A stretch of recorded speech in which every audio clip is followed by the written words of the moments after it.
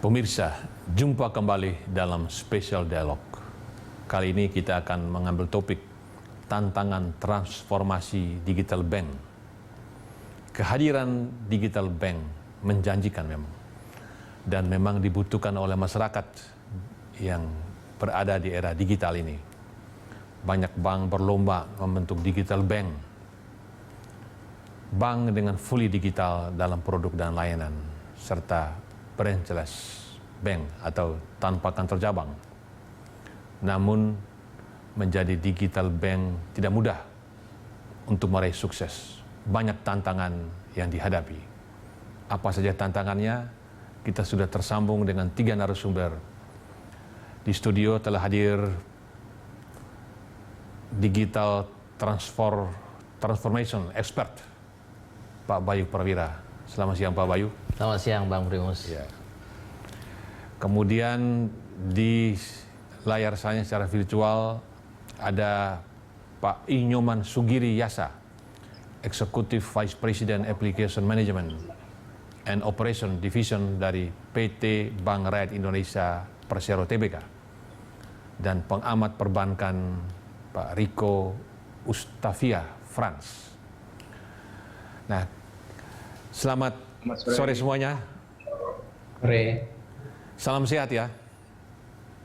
Salam sehat. Salam sehat. Ya, kita masih dalam protokol kesehatan, tetapi studio ini steril. Saya dengan Pak Bayu kita sudah buka masker kali kedua ya. Dan Bapak berdua, Pak Nyoman dan Pak Riko tentu di ruang masing-masing sudah boleh tanpa masker ya. Nah, Pak Bayu, Ya. ini transformasi digital bank. Ada digital bank, ada digital banking. Digital bank itu yang fully digital, yang ya kalau layanan digital, produk digital itu juga ada di bank konvensional. Mereka sudah melaksanakan digital banking seperti halnya BRI yang narasumber hadir juga pada sore hari ini. Tetapi ada yang menonjol adalah tanpa kantor cabang, branches bank tanpa kantor cabang, mungkin kantor pusat saja. Nah, kita mengambil tema transformasi digital bank. Untuk menjadi sebuah digital bank kan sebetulnya nggak gampang juga ya. Nah, apa syarat utama untuk bisa menjadi digital bank yang sukses? Ya, kalau kita bicara tentang transformasi digital bank, berarti adalah transformasi dari konvensional menjadi digital. Ya. Patokannya di mana tuh namanya digital? Patokannya adalah gampangnya jika besok, mudah-mudahan tidak gitu ya. Jika besok di Indonesia itu kemudian lockdown total lagi, ya seperti di Tiongkok gitu ya, yang lockdown total. Tiongkok terjadi lagi ya? Ya, Tiongkok masih ada beberapa yang lockdown total ya. Bank konvensional tersebut dengan digitalisasinya bisa melakukan bisnis dan pelayanan dengan 100% tanpa halangan. Nah, tentunya untuk mencapai itu tidak gampang karena bank konvensional itu umumnya punya legacy. Ya, jadi tantangan nomor 1 adalah sebenarnya untuk semua bank adalah mindset.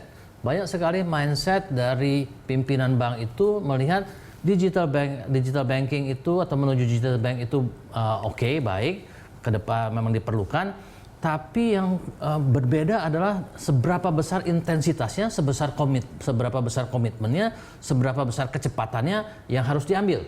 Ya, beda-beda. Ada yang bilang nanti aja masih pelan-pelan, kita masih enjoy. Terutama mereka yang masih, terutama bisnis utamanya dari wholesale banking misalnya. Ya, mereka umumnya lebih lambat untuk berubah karena mereka melihat sebagian besar bisnis kita masih aman-aman kok, ya kan?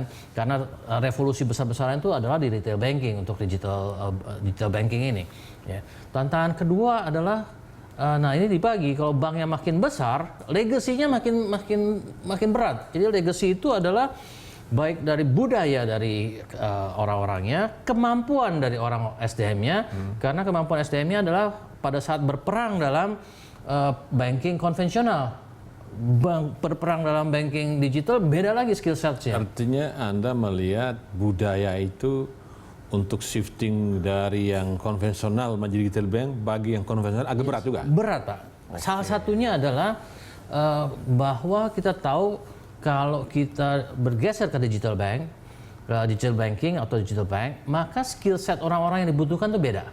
Jadi orang-orang yang existing bisa harus kita say goodbye gitu ya, digantikan orang-orang yang cocok skill setnya. Yeah. Nah banyak yang masih secara budaya masih belum bisa terima. Ya. Begitu ya. Waduh, Tapi kita uji dulu dengan BRI dulu, Pak.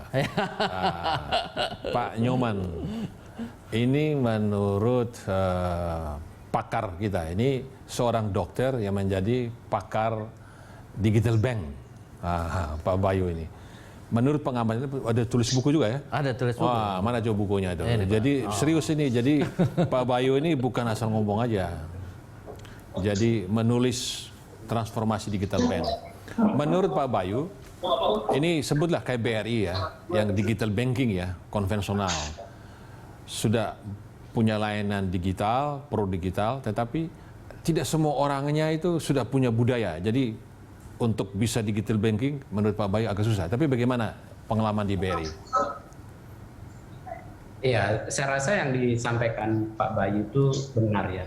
Jadi perusahaan yang besar seperti BRI tentunya punya tantangan tersendiri dari aspek mindset orang-orang yang ada di dalam untuk bisa transform ke arah digital gitu. Nah, mungkin ada beberapa yang hal yang memang bisa dijadikan untuk mempercepat gitu ya, terjadinya transformasi. Yang pertama itu adalah di sini memang paling penting itu adalah leadership. Memang kalau di BRI dari CEO sendiri memang leadershipnya untuk melakukan transformasi digital sangat kuat dan itu kita komunikasikan secara terus-menerus. Bahkan dari program jangka panjang kita fokus kepada transformasi digital transformation, culture transformation itu. Kita ada program jangka panjang namanya Revolution seperti itu. Nah, kemudian yang kedua, ada hal yang mungkin yang juga kita juga beruntung di BRI. Meskipun BRI besar, jumlah karyawannya juga banyak, tapi mayoritas hampir 80% itu adalah orang milenial. Jadi generasi-generasi milenial yang memang sudah dekat dengan produk-produk digital. Nah, kemudian yang ketiga, terjadinya persaingan. Pendatang-pendatang baru datang begitu banyak dan begitu cepat. Itu juga mengajari kita gitu, bagaimana pentingnya bertransformasi gitu secara digital. Dan ini juga mempengaruhi kita semua. Kita juga mendapatkan user experience yang lebih baik, bisa belajar user experience yang lebih baik, dan kita belajar adopsi dan juga kita akhirnya kita kolaborasi gitu dengan fintech, dengan startup yang memang datang di era digital dan dengan memberikan user experience yang lebih baik. Nah, itu juga mengencourage kita untuk juga melakukan hal yang sama, yaitu ke customer focus gitu. Bagaimana kita memberikan customer experience yang lebih baik. Nah, apalagi kita sadari bahwa di BRI ini kita kan fokus di mikro seperti itu. Jadi mau tidak mau produk-produk kita harus murah dan cepat gitu. Nah, oleh karena itu digital lah yang bisa menjadi jawaban bagaimana kita bisa provide layanan yang mudah, murah, cepat. Kira-kira seperti itu, Ya, Pak. apalagi BRI kan punya tagline tuh, apa go fast, Go fast, iya, go smaller, Go go smaller. faster, go cheap, seperti itu. itu. Nah, ya, yang dikatakan Pak Bayu tadi, kalau bank itu di-backing dari awal, bank digital, nol sama sekali, dia rekrut sudah jelas, requirement-nya jelas, usianya sekian, dia punya keahlian dibutuhkan sekian. Tapi kalau bank udah jadi ke BRI, ada usia yang masih milenial di bawah 40, tapi ada yang di atas 40, 50, juga di atas 50 juga, bahkan di atas 60 juga. Nah, ini bagaimana tantangan yang dihadapi oleh BRI? Mereka yang tidak terbiasa dengan digital, mereka harus mulai belajar digital. Itu bagaimana proses terjadi di sana? Ya, betul. Saya rasa ini proses yang panjang dan di BRI juga sudah mulainya bukan baru-baru ini juga. Ini sudah kita mulai dari waktu yang lama, kira-kira seperti itu. Nah, yang paling penting itu adalah konsistensi. Kita melakukan transformasi digital, kemudian komunikasi seperti itu. Nah, dalam melakukan transformasi digital, ini journey-nya harus jelas. Apa yang ditransform harus jelas gitu. Yeah. Nah, kita juga dalam proses melakukan transformasi sering sekali kita come up dengan quick win solution gitu. Artinya apa? Artinya supaya orang bisa lihat experience dari produk digital yang baru atau produk yang digitize itu seperti apa gitu. Sehingga semua orang di BRI itu bisa merasakan benefitnya seperti itu. Nah, sebagai contoh adalah bagaimana sekian tahun yang lalu waktu masih konvensional, tenaga pemasar BRI menyalurkan pinjaman gitu ya, melayani masyarakat itu secara konvensional. Mereka butuh waktu sangat lama, bisa 2 minggu gitu untuk sampai pinjaman itu cair gitu. Yeah. Nah, kemudian kita lakukan transformasi dengan menggunakan mobile apps gitu ya, namanya BRIsport. Jadi tenaga-tenaga pemasar yang kita sebut dengan mantri dan account officer gitu, yang datang ke kampung-kampung naik sepeda motor segala macam, mereka cukup bawa HP gitu. Jadi layanan itu bisa dilakukan on the spot gitu. Jadi ada di tengah-tengah masyarakat, proses pengajuan itu diproses, sehingga nanti back office itu juga bisa memproses secara lebih cepat gitu. Sehingga layanan yang tadinya proses kredit yang diproses sampai 2 minggu itu bisa diproses sampai 1 hari, kira-kira seperti itu. Dan dari sana hal-hal seperti itu, hal-hal kecil tapi berdampak besar gitu, itu bisa dirasakan langsung gitu. Nah, ini yang sangat strongly encourage orang-orang meskipun bukan generasi milenial itu untuk bisa melihat langsung dampak dari transformasi digital tadi. Jadi kalau rentang usia di BRI Pak Nyoman itu dari berapa usia sampai berapa ya? Dan terbesar kalau milenial di bawah 40 itu berapa persen? Jadi kalau milenial itu ada 80% Pak di BRI. Lumayan juga Pak. Sebenarnya kalau dari sisi usia jadi BRI ini memang melakukan rekrutmen itu tuh memang karyawan yang generasi milenial gitu. Iya. Jadi dalam waktu 10 tahun terakhir lah banyak melakukan rekrutmen gitu, sehingga secara usia juga beruntungnya ya BRI tidak. Ya. Artinya untuk transformasi walaupun susah, tetapi bisa kan? Bisa. Itu dan sangat terlihat sekali di BRI bagaimana kita bisa melakukan pelayanan yang lebih cepat dan juga lebih robust gitu. Nah, itu terlihat dari pertumbuhan transaksi digital yang semakin robust di BRI. Sebagai contoh, layanan transaksi konvensional versus digital sekarang di BRI sudah di atas 90%.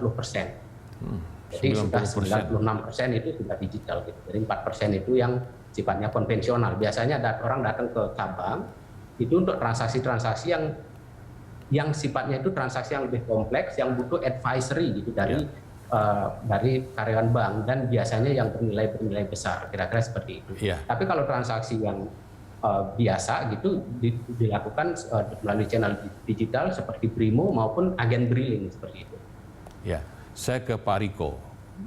Dari penjelasan Pak Nyoman kelihatan bahwa ada gium ya, bahwa yang raksasa kalau dia shifting, transformasi itu berat.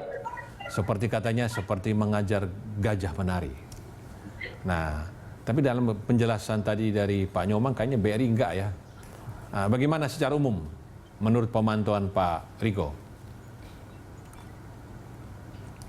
Secara umum memang yang namanya organisasi besar akan lebih susah untuk berubah dibandingkan dengan organisasi yang kecil atau startup. Nah, saya kira saya sangat sepakat dengan apa yang dikatakan Pak Nyoman. Yang pertama adalah bagaimana paradigma kita itu harus diubah. Dan ini dalam konsep paradigma ini termasuk di dalamnya adalah digital leadership. Harus mulai dari atas. Ya, lanjut Pak. Oh, sinyal dari Pak Riko terganggu ya. Nah, ini barangkali Pak lagi konvensional. Ya. Tapi lebih ke digital leadership dan digital culture-nya itu harus dikembangkan dengan benar. Ya. Lanjut Pak. Nah, saya ingin mencoba melihat ini dari 3 level ya. Ada yang proses yang di paling bawah itu digitization, kemudian digitalization, dan digital transformation. Kadang-kadang kita katakanlah sebagai bank, kalau saya amati, itu berhentinya di level digitalization. Kalau digitization itu perubahan dari format analog ke format digital. Seperti misalnya dari paper menjadi paperless. Kalau proses digitalization itu fokus ke bisnis proses. Dalam hal ini misalnya channelnya dirubah, bagaimana mobile bankingnya diperbaikin, bagaimana kredit prosesnya diperbaikin. Nah, kebanyakan bank ini berhenti di level ini dan sudah menyebut sebagai bank digital. Padahal harusnya masuk di next level, yaitu transformasi digital, di mana bisnis modelnya yang dirubah. Tidak lagi bisnis modelnya non-digital, tapi harus natively digital. Bagaimana berpikir dari sisi customer interaction-nya harus digital. Bagaimana revenue modelnya digital. Bagaimana cost modelnya, cost structure-nya juga digital, dan lain sebagainya. Nah, ini level yang menurut saya baru bisa dibilang digital. Kalau hanya merubah proses saja, proses kredit dan sebagainya, itu masih di level 2. Kalau mau level 3, harus bisnis modelnya berubah. Nah, ini nggak gampang. Oke. Ini challenge-nya. Baik, pemirsa, kita akan mendalami lebih jauh tentang bisnis model level tertinggi dari digitalisasi ya. Nah, kalau sudah bisnis proses benar berarti sudah transformasi. Kami segera kembali setelah jeda.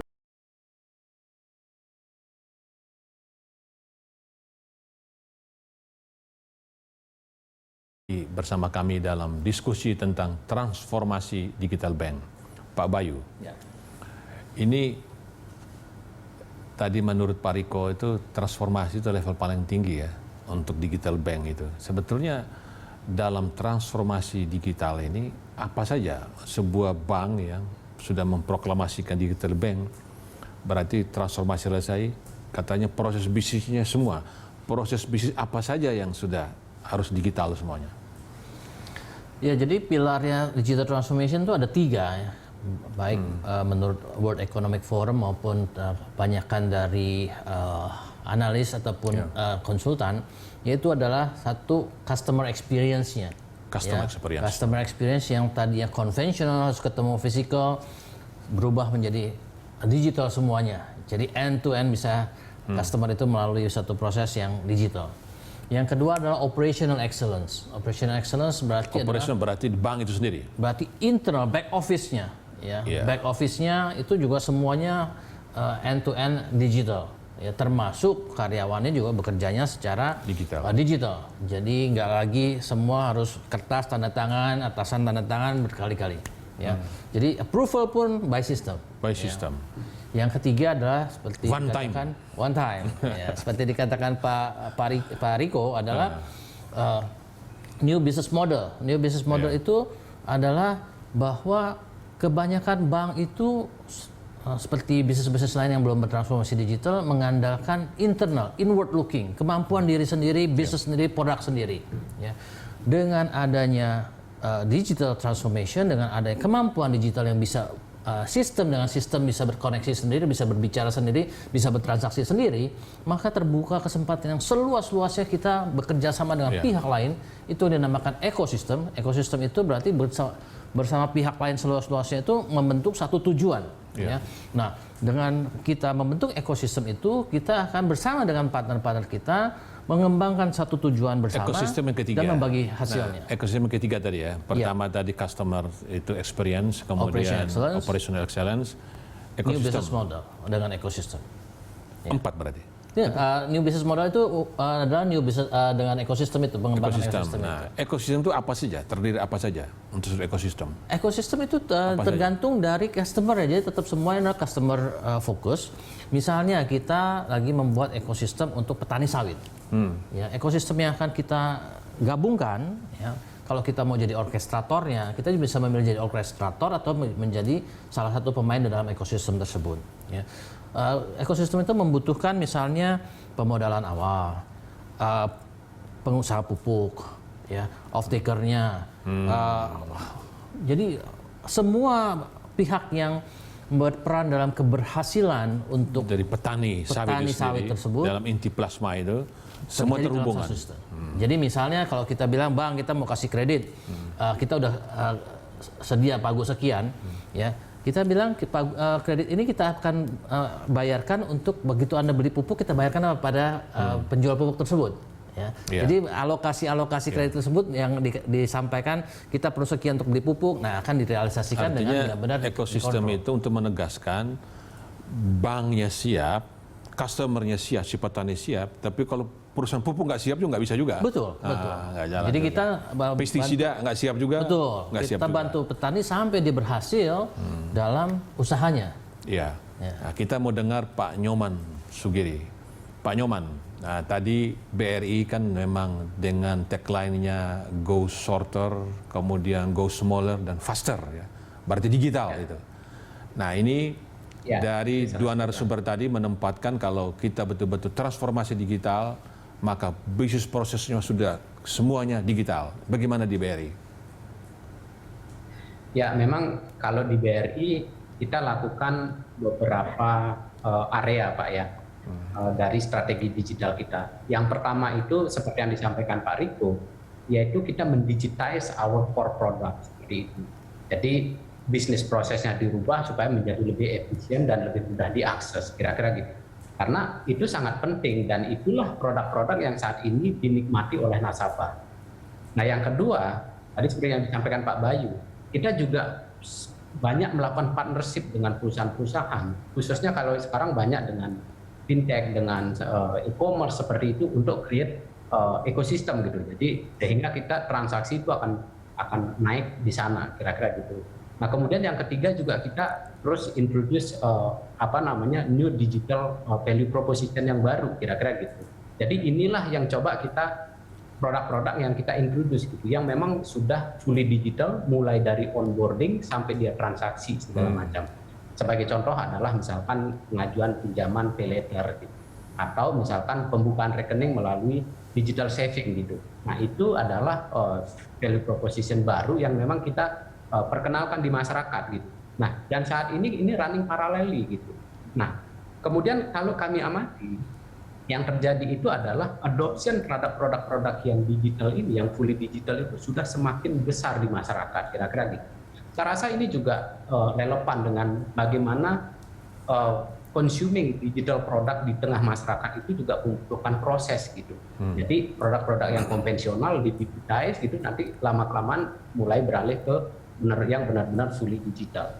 Jadi itu yang strategi di BRI dan memang produk-produk kita khususnya produk mikro gitu kita juga jalankan triple track tadi gitu ya. Jadi produk-produk sekarang kita bikin lebih efisien, lebih cepat gitu ya. Kemudian kita juga masuk ke ekosistem dan juga kita terus memperkenalkan tadi value proposition baru yaitu produk memang fully digital. Kira-kira begitu. Ya, kemudian untuk operasional, excellence of operation ya, itu bagaimana BRI secara internal sudah fully digital apa tidak? Ya, kalau saat ini saya rasa mengarah ke digital itu semakin masif ya Pak ya. Jadi back office kita seperti yang saya tadi sampaikan, misalkan penyaluran kredit gitu, yang menggunakan mobile apps namanya Brisport gitu ya. Jadi proses back office-nya itu sudah semakin digital. Ada memang saat ini dokumen-dokumen fisik yang memang dibutuhkan karena itu karena regulation gitu ya, misalkan katakanlah bukti jaminan dan lain-lain itu ya. Tapi saya rasa ini sebuah proses gitu ya, sampai nanti kan di sini kan kita juga harus deal dengan regulasi saat ini seperti apa, kesiapan saat ini seperti apa gitu. Tapi kalau saya bisa sampaikan ini adalah semakin kesini semakin digital, semakin efisien, kira-kira seperti itu Pak. Semakin digital. Nah, karena BRI kan sudah lama sekali, itu dokumen-dokumen masa lalu sudah didigitalisasi juga, dokumen-dokumen lama. Itu kan dari tumpuk-tumpuk. Ya, kalau kita bicara dokumen lama ya tentunya itu di archiving ke dalam digital ya. Nah, kemudian kalau kita bicara transaksi-transaksi baru sudah mulai sangat minimal gitu ya menggunakan kertas fisik gitu ya. Jadi hanya yang berupa kertas fisik itu adalah yang relate dengan misalkan diharuskan oleh regulator atau terkait dengan ketentuan hukum misalkan seperti itu. Tapi sisanya itu kita sudah arahkan ke bentuk digital gitu. Ya. Kira-kira gitu Pak. Kalau sektor Pak, ini kan ekosistem seperti gambar Pak Bayu tadi. Sektor mana yang lebih maju ekosistemnya? Jadi begitu BRI beri kredit, ya sudah digitalisasi karena operasional sudah excellent ya, fully digital. Tetapi yang lain-lain sudah terlibat, yang terlibat semua sudah digital semua. Itu sektor mana kira-kira? Kalau tadi contoh sawit ya. Tapi kalau BRI saya tahu juga perdagangan di pasar, barangkali nggak segampang juga. Yang mungkin di sawit lebih gampang karena ada pola peer itu ya. Ya, jadi kalau kita bicara segmen memang banyak ya di sini khususnya misalkan perdagangan, pertanian seperti itu. Ya. Jadi memang yang membantu mempercepat ekosistem ini juga startup Pak ya, misalkan kayak ada Tani Hub seperti itu. Nah itu juga membantu gitu karena player di sini banyak gitu yang kita harus saling kolaborasi. Nah kalau memang kita lihat segmen BRI yang banyak ke mikro ya tentunya ke pertanian, perdagangan itu yang mungkin porsinya itu cukup banyak gitu. Dan kita juga sekarang ini masuk juga ke sektor pendidikan seperti itu Pak. Iya, kalau sektor jasa kayaknya lebih mudah ya Pak Bayu ya. Kalau jasa ya, ekosistemnya ya, jasa ya. Ya sebenarnya sih nggak juga. Sektor jasa atau barang tetap bisa. Contohnya Tokopedia itu kan banyak jual barang, ya, tapi semua sistemnya sudah digital. Iya, itu produk ya. Betul. Mestinya jasa lebih mudah ya betul. Mestinya. Nah, Pak Riko, ini Anda mencermati perbankan nasional. Umumnya masih digital banking, tapi ada sejumlah bank sudah menyatakan diri digital bank. Nah, kalau menerap kriteria tadi, itu seberapa banyak bank yang betul-betul sudah level atas tuh Pak? Sudah transformasi sudah bagus, proses bisnisnya sudah oke. Kalau mau jujur sebenarnya hampir semua bank itu masih dalam proses. Termasuk bank-bank yang besar juga masih dalam proses. Di mana misalnya mereka seperti kata Pak Bayu tadi yang poin yang ketiga, pilar ketiga ekosistem, mereka sedang membangun ekosistem di mungkin 3 tahun terakhir inilah mulai banyak API berhubungan dengan fintech dan sebagainya. Nah, bagaimana mereka merubah yang tadinya mobile banking yang sangat inward looking, hanya banking services, bisa menjadi digital life services. Seperti hanya kalau orang mau membeli tiket, apakah harus ke online travel agency atau bisa membeli tiket langsung dari channel online yang dimiliki perbankan tersebut. Kalau mau melakukan pembayaran e-commerce, nah itu bagaimana secara smooth berhubungan dengan tabungan secara digital dengan menggunakan API. Nah, hal semacam ini saya kira masih dalam proses. Ya. Yang penting lagi adalah bisnis modelnya. Ya. Nah, apakah bisnis modelnya sudah transformasi ke digital atau belum? Ya, kalau bank-bank besar itu kan umumnya belum digital bank ya. Ya, kita tahu nomor satu kan berdasarkan market cap ya.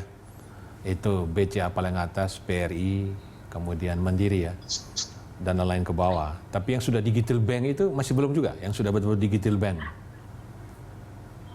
Pak Riko. Saya kira yang digital juga mengalami challenge yang hampir serupa, walaupun mereka tidak memiliki challenge legacy karena mereka dibangun dari bank yang lebih kecil atau tidak memiliki legacy system.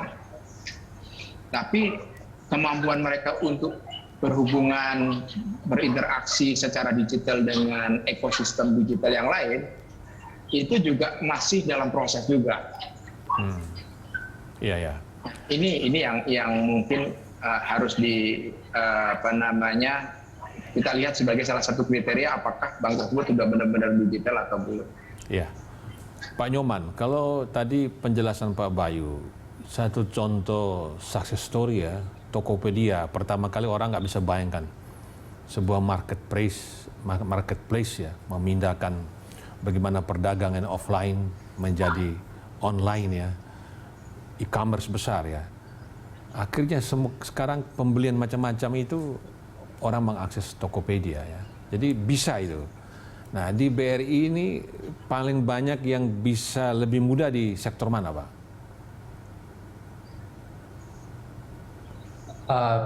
Maksudnya lebih mudahnya di Ya, artinya tadi kalau bayangan saya, kalau jasa itu bisa lebih mudah. Ternyata yang produk juga, orang jual beli produk, Iya. industri juga ternyata gampang juga untuk digitalisasi semuanya.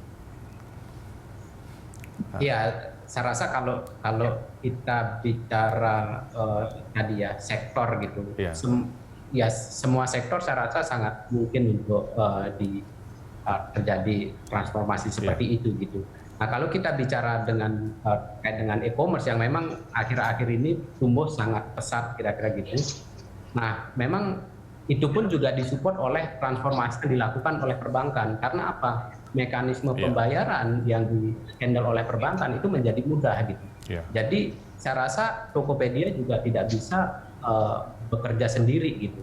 Jadi saya rasa inilah pentingnya partnership gitu ya antara satu perusahaan dengan perusahaan lain gitu ya. Mungkin di sisi lain ada juga yang ingin mendigitalkan yang khusus pertanian seperti yang saya bilang tadi, ada Tani Hub seperti itu. Jadi memang membutuhkan partnership dengan tadi financial institution, membutuhkan juga partnership dengan jasa pengiriman, kira-kira seperti itu. Dan memang kalau kami amati dari tren transaksi itu memang tumbuh sangat-sangat eksponensial, terutama selama masa pandemi. Selama masa pandemi orang belanja online itu tuh yang tadinya ragu-ragu menjadi ya karena terpaksa, dan sekarang menjadi nyaman gitu belanja online. Jadi di perbankan itu terlihat sekali transaksi-transaksi online itu tinggi sekali karena apa? Paymentnya masih di-handle oleh perbankan. Kira-kira gitu. Ya, pemirsa, kita akan segera masuk sisi terakhir untuk melihat lebih jauh bagaimana implementasi transformasi digital bank di Indonesia. Kami segera kembali setelah jeda berikut. Transformasi digital bank. Pak Nyoman, saya kembali kepada Anda. Bank yang punya retail terbesar ya, bukan hanya mikro tapi ultra mikro. Bahkan dengan mengambil Pegadaian, maka nasabah Pegadaian juga menjadi di bawah BRI, PNM. Nah, ini bagaimana ekosistem, membentuk ekosistem betul-betul supaya transformasi digital ini final dan benar-benar ini bank itu perkembangannya lebih baik, persis seperti tagline-nya go shorter, go faster ya. Nah, pelayanan. Jadi kemajuan digitalisasi untuk mencapai level semua proses bisnis itu secara digital itu sampai di mana di BRI saat ini? Ya, saya rasa kalau perkembangannya sangat promising ya. Kami merasakan semakin efisien gitu ya, dan juga melayani nasabah bisa lebih banyak dan juga transaksi lebih banyak seperti itu. Nah, kemudian tadi terkait dengan kita penyatuan dengan PNM dan Pegadaian itu juga untuk menambah ya produk lain kami gitu ya. Karena di sini kan bukan produk yang sama gitu, tapi memang jenis layanan keuangan yang berbeda gitu, dan tentunya ini kita bisa create sebuah operasional gitu ya, layanan keuangan yang lebih efisien. Sebagai contoh ya tadi nanti di BRI, di kantor BRI maupun di app BRI gitu juga bisa menikmati layanan-layanan baik layanan PNM maupun Pegadaian, dan begitu juga sebaliknya seperti itu. Dan betul seperti yang disampaikan Pak Riko, ini ada masih sebuah proses gitu. Saya rasa digital transformation itu akan never ending journey gitu. Karena apa? Benar ya. Never ending journey. Jadi tren baru selalu muncul, ekspektasi customer juga semakin meningkat, dan itu harus terus kita anticipate gitu. Nah, bahkan kalau saya bilang kita terlalu cepat pun juga kadang customer belum ready, kira-kira gitu. Jadi benar-benar harus kita sesuaikan dengan seperti apa need-nya customer saat ini, kira-kira gitu Pak. Kalau kita lihat kami di BRI ya memang sudah melihat langsung, merasakan gitu dampaknya transformasi ini, meskipun masih sifatnya itu mayoritas adalah mendigitize our core product yang existing gitu, tapi hasilnya sudah luar biasa. Jadi banyak sekali hal-hal yang little thing that make big difference gitu. Jadi itu kadang transformasi digital itu tidak melulu harus sesuatu yang sophisticated gitu, tapi kadang hal-hal yang simple yang justru kita cari. Nah, bahkan kalau menurut kita, apa yang memberikan customer experience yang bagus itu adalah bagaimana kalau caranya kita bisa memberikan layanan yang tadi simple, semuanya tuh harus simple gitu. Jadi kami itu semakin kesini itu selalu mengarah ke aspek simplicity, kira-kira gitu, Pak. Saya pikir pelayanan yang simple, ya namanya user friendly ya. Ya user experience kan mereka harus friendly dan mereka merasa gampang menggunakan itu. Nah, BRI kan nasabah, nggak tahu total nasabah di atas 30 juta ya? Nasabah. Lebih ya, Lebih 100 jutaan. Iya. Nah, Sudah itu di angka 100 juta. di atas 100 juta ya? Ya. Ya, yang 30-an juta itu yang retail, yang ultra mikro, Pak. Ya. Ya. Nah, Ya. ini berapa persen yang sudah digital? Iya, jadi mungkin kalau kita lihat katakanlah yang digital itu katakanlah bertransaksi secara digital katakanlah melalui Brimo seperti itu. Kalau Brimo. yang pengguna Brimo itu sudah di atas 10 juta gitu. Dan ini juga angkanya itu dari waktu ke waktu tumbuhnya itu eksponensial. Karena apa? Karena adoption di masyarakat itu semakin cepat gitu. Jadi mungkin kalau kita menganggap bahwa masyarakat di desa tidak akan ngerti digital segala macam, saya nggak setuju gitu. Karena apa? Karena dengan semakin meluasnya internet, semakin meluasnya smartphone, maka experience orang di kota maupun di desa itu akan sama, kira-kira begitu. Dan memang kalau kami amati, memang merata gitu penyebaran penggunaan mobile banking seperti itu. Dan customer yang on board secara digital juga semakin hari semakin meningkat. Nah, memang kalau kita bicara secara persentase, kata kuncinya adalah BRI masih memiliki potensial yang sangat besar gitu ya. Dan memang dengan begitu banyaknya nasabah itu ya memang mayoritas tadi nasabah mikro seperti itu yang mungkin saat ini jumlah transaksi per orangnya itu mungkin belum setinggi mungkin bank lain seperti itu. Tapi lama-kelamaan dengan mulai merasakan mudahnya pakai Brimo gitu, saya rasa ini semakin meningkat dan terlihat gitu. Jadi aktif transaction per customer-nya itu dari waktu ke waktu semakin meningkat. Demikian, Pak. Kalau kita lihat ini tadi Anda menyebut nasabah BRI di atas 100 juta ya, yang sudah digital 10 juta. Itu yang bertransaksi lewat Brimo. Kalau mungkin bertransaksi yang lewat Briling segala macam itu mestinya di atas 30 juta. Di atas 30 juta ya. Berarti kan masih 70 juta ruang. Nah, Anda mengatakan benar bahwa BRI tetap harus memperhatikan bagaimana kemampuan kebiasaan daripada customer kan. Kalau mereka masih di sini nggak bisa dipaksa juga kan. Bagaimanapun juga bank melayani nasabah kan. Kira-kira begitu ya. Iya. Tapi during the time dengan perkembangan mereka maju ya tentu akan terlayani. Terpenting dari BRI udah siap dengan digitalnya. Nah, saya ke Pak Riko. Nah, ini kalau lihat ini masalah Indonesia, kita di mana-mana ngomong digitalisasi ya. Ya, G20 juga digitalisasi, presiden kita tiap hari bicara digitalisasi. Tapi infrastruktur digitalisasi itu belum sungguh andal ya, dan itu bisa menimbulkan ketidakseimbangan juga, kesenjangan juga. Pak Riko juga mengalami tadi. Gimana Pak Riko? Ya, saya kira ini sesuatu yang natural ya. Di mana memang yang namanya pembangunan infrastruktur itu difokuskan ke daerah-daerah yang memang sudah maju, sudah ada bisnisnya dan sebagainya. Daerah-daerah yang tertinggal, yang seharusnya dibantu, itu memang secara natural kalau hanya mengandalkan komersial akan sulit untuk maju.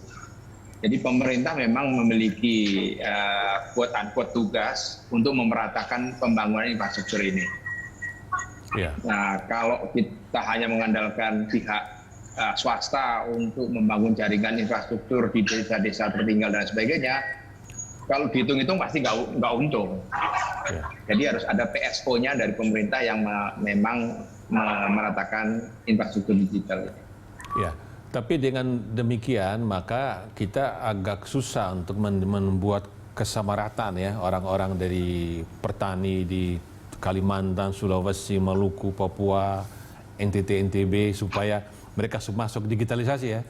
Karena dengan menjadi petani, entah pertanian atau perkebunan hasil bumi mereka kan dengan e-commerce sekarang itu mereka bisa jual kemana saja, ya kan sebetulnya. Kalau itu betul-betul secepat ada akselerasi dalam pembangunan infrastruktur, saya pikir untuk keadilan ya, itu kita beri akses yang sama kepada semua orang. Begitu Pak Riko. Jadi kalau memang infrastruktur fisik ya seperti tol, jalan, airport itu kan kasat mata, gampang dilihat. Tapi infrastruktur digital itu kadang-kadang nggak kasat mata, tapi memang diperlukan. Termasuk di dalamnya adalah infrastruktur financial seperti pembayaran dan lain sebagainya. Ini nggak kelihatan, tapi padahal itu bagian penting dari pemerataan infrastruktur pembangunan. Ya. Saya ke Pak Bayu. Jadi kalau mendengar penjelasan Pak Nyoman tadi, itu memang nasabah kita yang memang mereka sudah mau tidak mau pasti bergerak menuju digital ya, tapi masih banyak belum digital juga. Ini bagaimana? Ya, kita tahu bahwa arahnya tuh ke digital. Jadi kita jangan melihat yang belum terjangkau, area yang belum terjangkau, orang yang terjangkau. Tapi yang kita lihat berapa banyak yang sudah kita bisa jangkau. Itu sudah majority.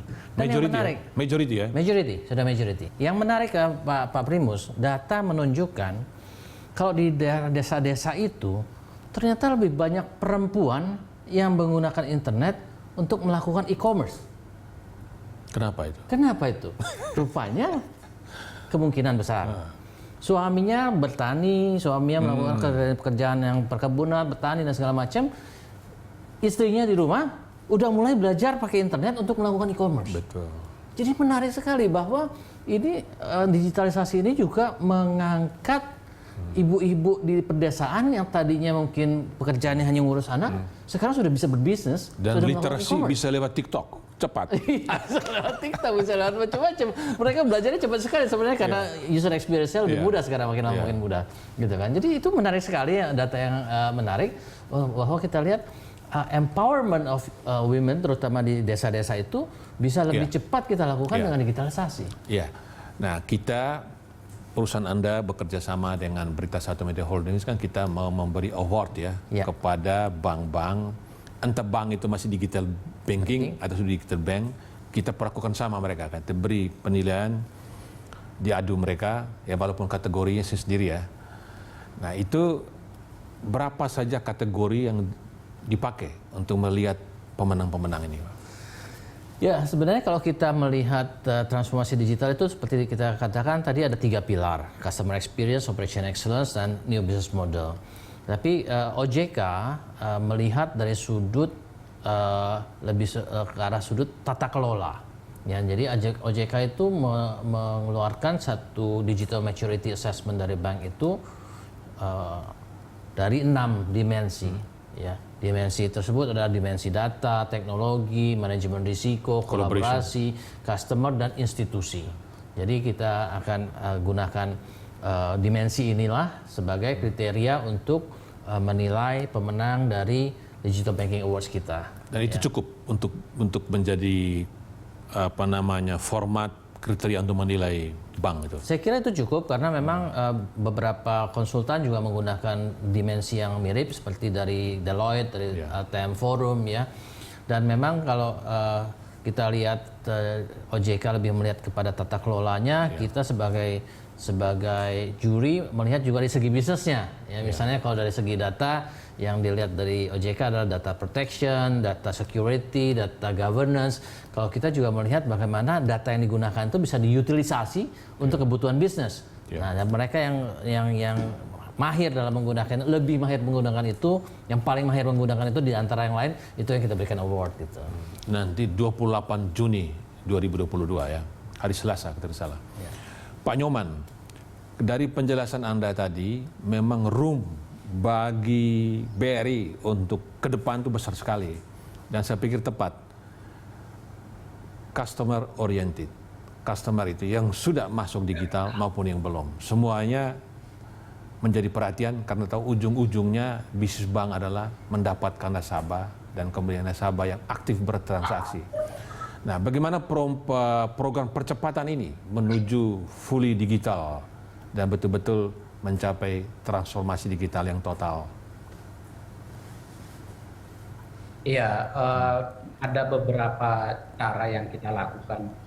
Yang pertama ya tentunya melalui media digital juga ya, melalui media sosial, dan kita juga program-program untuk BRIMO seperti itu juga kita gencar gitu ya, supaya lebih dikenal oleh masyarakat.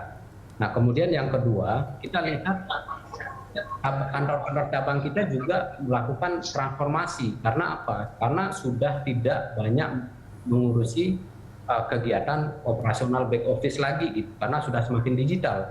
Jadi orang-orangnya ini juga akan menjadi semacam penyuluh ya, penyuluh digital kita nyebutnya. Jadi network kita, kantor-kantor cabang kita yang ada di lapangan gitu, orang-orangnya itu akan menjadi advisor bagi masyarakat. Nah, inilah salah satu juga yang untuk mempercepat ya adoption digital product itu di tengah masyarakat. Saya rasa itu sangat positif gitu ya. Jadi kalau saya melihat tren gitu ya, dari waktu ke waktu tumbuhnya itu tuh eksponensial kira-kira gitu. Ada penambahan atau justru pengurangan? Ada pengurangan atau bahkan penambahan kantor cabang sebutlah dalam 2 tahun terakhir ini? Karena katanya pandemi itu bisa mempercepat. Ya, kalau secara total sih tidak bertambah kira-kira gitu. Jadi kita sekarang lebih banyak mengintensifkan yang existing gitu, dan kita benar-benar fokus kepada seberapa efektif kantor-kantor kita yang ada sekarang gitu. Karena memang behavior transaksi nasabah itu semakin masif gitu ke arah digital gitu. Nah, sekarang pertanyaannya orang-orangnya akan seperti apa gitu. Inilah yang akan kita rubah, yang tadinya ngurusin operasional back office ini akan menjadi tenaga pemasar dan penyuluh digital atau sebagai banking advisor kira-kira gitu. Dan ke depan akan ada pengurangan kantor cabang, tentu saja kan Pak ya? Kalau ke depan tentunya akan selektif ya Pak ya. Kalau misalkan kita tidak bicara lagi penambahan kantor cabang gitu, tapi sekarang justru sebaliknya gitu. Mana kantor-kantor cabang yang memang benar-benar diperlukan gitu. Jadi kita sudah bicara aspek keefektifan keberadaan dari kantor-kantor cabang tersebut. Jadi kalau overall sih slightly berkurang kira-kira gitu Pak. Ya.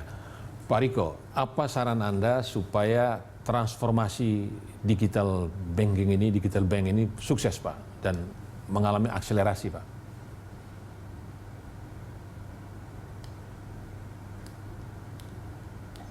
Nah, Mas Ibu, saya kira yang perlu dilakukan adalah bagaimana mengubah paradigma berpikir tadi. Bagaimana dari atas, dari leadership-nya dari atas, itu benar-benar berpikir semuanya secara digital, secara native. Jadi dengan adanya push dari atas akan lebih mudah untuk organisasi tersebut berubah menjadi digital. Termasuk di dalamnya komitmen-komitmen terhadap investasi-investasi yang harus dilakukan, plan-plan terhadap human resources yang harus dipersiapkan jauh-jauh hari, jangan mepet-mepet. Terus kemudian pelatihan karyawan dan lain sebagainya. Ya. Gitu Pak. Ya, Pak Bayu. Ya. Jadi dari penjelasan tadi jelas yang saya tangkap bahwa untuk akselerasi transformasi digital ini peran paling utama adalah pemimpin, leader ya, top. Betul. CEO-nya. Betul. Maka benar kata orang, siapa sesungguhnya yang menjadi inovator utama, itu CEO. Betul. Jadi walaupun Anda buat inovasi, tapi kalau CEO nggak adopt, nggak mendorong, nggak jadi barang itu. Betul. Nah, bagaimana menurut Anda? Setuju Pak, setuju. Jadi CEO itu ataupun pimpinan tertinggi itu harus nomor satu punya komitmen. Kedua, dia juga harus punya visi mau kemana. Dan yang ketiga adalah yang bawah ini nggak gitu ngerti visinya itu seperti apa, yang harus diterjemahkan ke dalam dimensi-dimensi yang harus dicapai dan KPI buat setiap orang.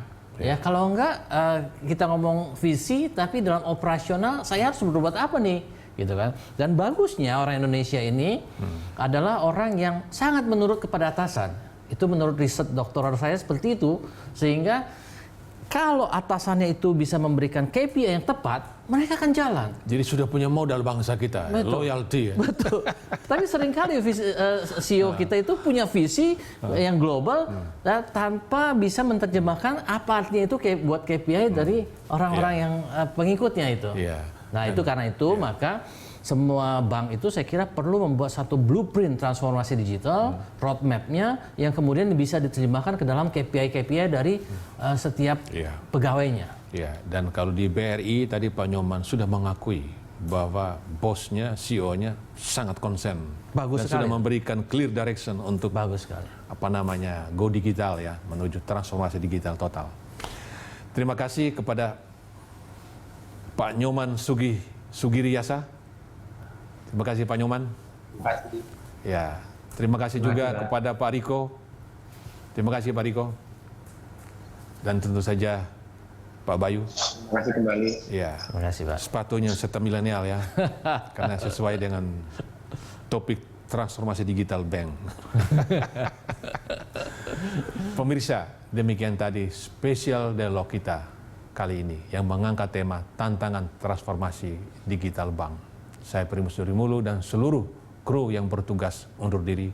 Sampai jumpa dan tetap jaga protokol kesehatan. Salam sehat.